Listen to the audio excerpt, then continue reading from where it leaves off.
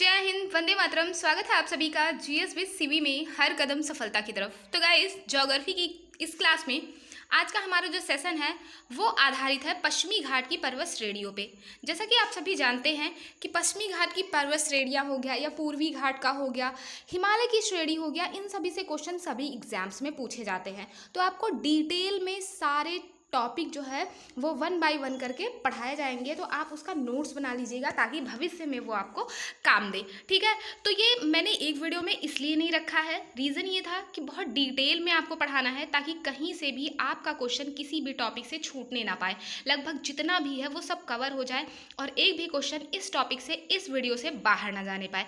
तो आइए शुरू करते हैं हम ना। उससे पहले मैं आपको एक बार मोटिवेट करना चाह रही हूँ, जिस काम में काम करने की हद पार ना हो वो काम किसी काम का नहीं है। दोस्तों याद रखिएगा, अगर आप कुछ भी कर रहे हैं तो उस काम को इतनी शिद्दत से करिए कि ईश्वर भी वो आपको देने के लिए मजबूर हो जाए, प्रेरित हो जाए। तो आइए देखते हैं। सबसे पहले हम विस्तार की अगर बात करते हैं, किसके विस्तार की? पश्चिमी घाट। हाँ, पश्चिमी घाट का एक और नाम है सह्याद्री। याद रखिएगा, सह्याद्री भी इसे कहा जाता है। तो अगर हम विस्तार की बात करें तो इसका विस्तार जो है वो ताप्ती नदी के मुहाने से, ताप्ती नदी का जो मुहाना है, मान लीजिए ये ताप्ती नदी है, तो इसके मुहाने से लेकर के और दक्षिण में कहाँ तक? कन्याकुमारी तक फैला है। यानी ताप्ती नदी से कहाँ तक है?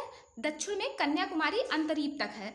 और अगर हम लंबाई की बात करें तो इसकी जो लंबाई है वो लगभग 1600 किलोमीटर है। देखिए, ज्योग्राफी में जो होता है कुछ भी एग्जैक्ट नहीं होता, क्योंकि एग्जैक्ट मेजरमेंट करना पॉसिबल ही नहीं है। तो लगभग 1600 किलोमीटर तक है ना।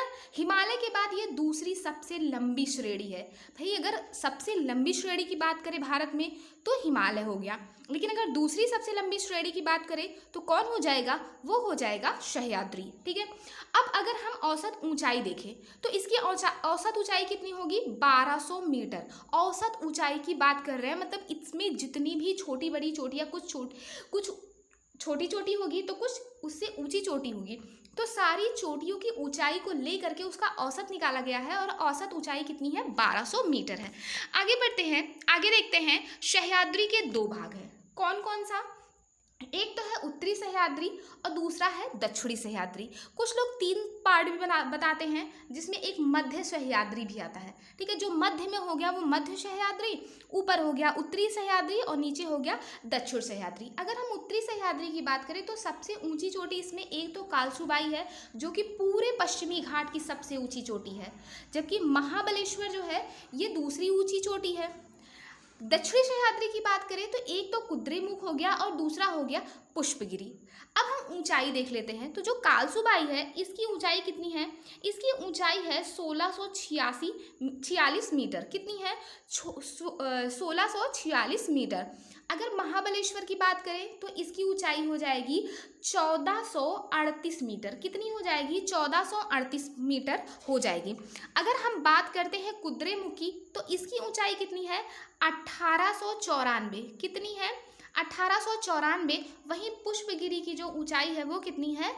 वो है 1714 मीटर। अब हम इसके बनने की अगर बात करें तो पहले देखिए, ध्यान से सुनिएगा, इसका जो ऊपरी सतह है वो बेसाल्ट और लावा के निक्षेप से बना हुआ है। किससे?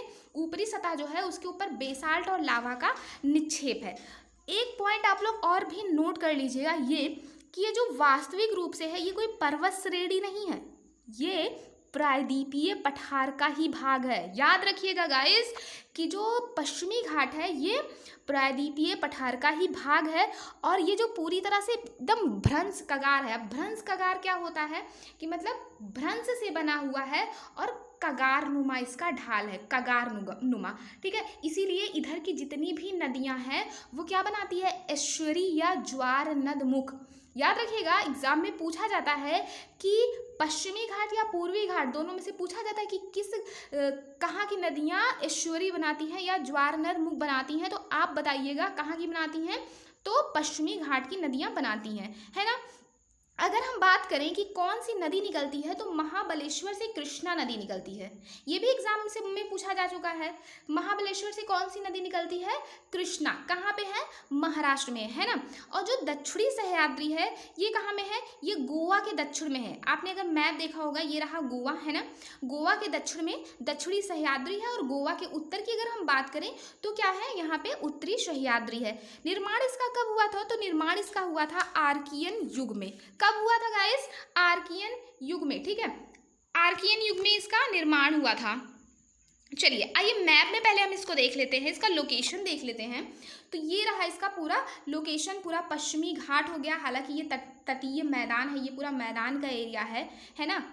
एक मिनट कलर चेंज कर लेते हैं, ठीक। तो ये जो है, ये क्या है? मैदानी एरिया है, कोस्टल रीजन जिसको कहते हैं।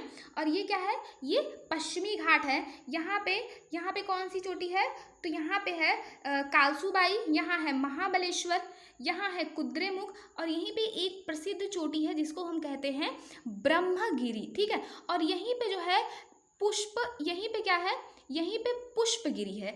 और इसी पुष्पगिरी से कौन सी नदी निकलती है? तो कावेरी नदी निकलती है। कहाँ से निकलती है? पश्चिमी घाट के पुष्पगिरी से निकलती है। तो गाइस ये जो सेशन था, छोटा ही सेशन था, बट इस सेशन में हमने पश्चिमी घाट को पूरे डिटेल में पढ़ लिया है। अब पश्चिमी घाट से एक भी क्वेश्चन आपके बाहर नहीं जाएगा। नेक्स्ट जो वीडियो होगा उसमें हम पूर्वी घाट को और इसी तरह से करके छोटे छोटे वीडियो में, छोटे छोटे पार्ट्स में हम लगभग सभी टॉपिक को कवर करेंगे। और आपसे अगर क्वेश्चन पूछा जाए कि पश्चिमी घाट की सबसे ऊंची चोटी है क्या है, तो आप क्या बताओगे? आप बताओगे कि कालसू बाई है, ठीक है। कालसू बाई है, और जिसकी ऊंचाई कितनी है? उसकी ऊंचाई है 1686 मीटर, 46 मीटर। तो अगर आपको सेशन पसंद आया होगा तो प्लीज़ लाइक कर दीजिएगा, शेयर कर दीजिएगा अपने दोस्तों में, और चैनल को सब्सक्राइब करना बिल्कुल भी मत भूलिएगा, क्योंकि सारे टॉपिक को बहुत छोटे छोटे पार्ट में करके कवर कराया जाएगा, ताकि आपको भी पढ़ने में आसानी हो सके, आप भी चीज़ों को अच्छी तरीके से याद रखिएगा। और अगर मान लीजिए आपको हमारे चैनल से रिलेटेड या किसी भी टॉपिक से रिलेटेड कोई भी सजेशन देना होगा, तो प्लीज़ कमेंट बॉक्स में लिख करके आप हमारे हौसले को ज़रूर बढ़ाइएगा। तब तक के लिए आप लोग हंसते रहिए, मुस्कुराते रहिए, खुश रहिए, और अपने लक्ष्य को प्राप्त करने के लिए निरंतर प्रयत्नशील रहिए। Bye bye, take care.